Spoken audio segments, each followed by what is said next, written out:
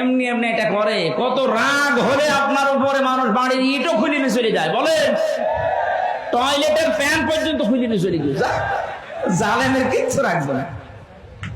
আবু জেহেলের বাড়ি যদি ইন্টারন্যাশনাল পায়খানা বানানো যায়, এদেশে যারা জালেম, যারা জালেমদের দোসর, এদের বাড়ি ঘরগুলো ইন্টারন্যাশনাল পায়খানা বানিয়ে দেয়।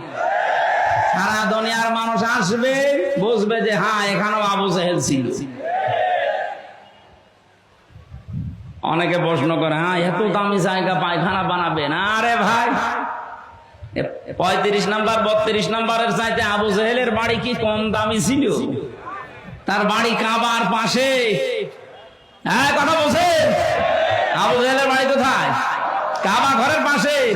কত দামি জায়গা, শুধু জালেম বসবাস করেছে, এই কারণে আল্লাহ পুরাটা পায়খানা বানিয়ে দিয়েছে। জালেমদেরকে আল্লাহ এইটাই করে। সূরা আরাফে আছে, ওয়াকাযালিকা নাজসিজ যালিমিন। আল্লাহ পাক বলেন আমি জালেমদের সাথে এরকম আচরণ করে থাকি। এই জন্য আমার যতটুকু বাস্তবতার ধারণা, আবু জেহেলের বাড়ি যদি পায়খানা হতে পারে, এদেশেও যারা জালেম যেখানে যেখানে বসবাস করেছে, ওই জায়গাগুলো গজবের জায়গা পেয়ে গেছে। কারণ ওখানে এমন কোন হীন অপরাধ নেই যে করা হয়নি। মানুষকে কিভাবে ধ্বংস করা যায়, মানবতাকে কিভাবে নষ্ট করা যায়, ওই দুর্বিসন্ধিগুলো ঘরে বসে বসে হয়তো কথা বলছে না কেন?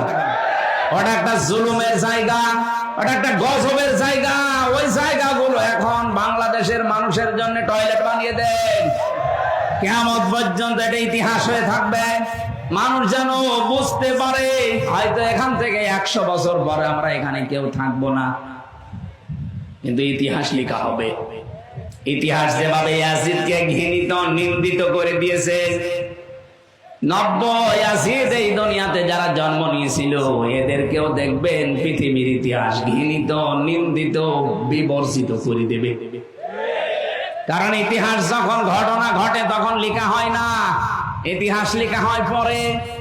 আমার তো মনে হচ্ছে এখন যে অবস্থা বাস্তবতায় বাংলাদেশের, ইতিহাস একদিন লেখা হবে, তখন জালেমদেরকে বাংলার মানুষ ঘৃণিত নিন্দিত করে দেবে।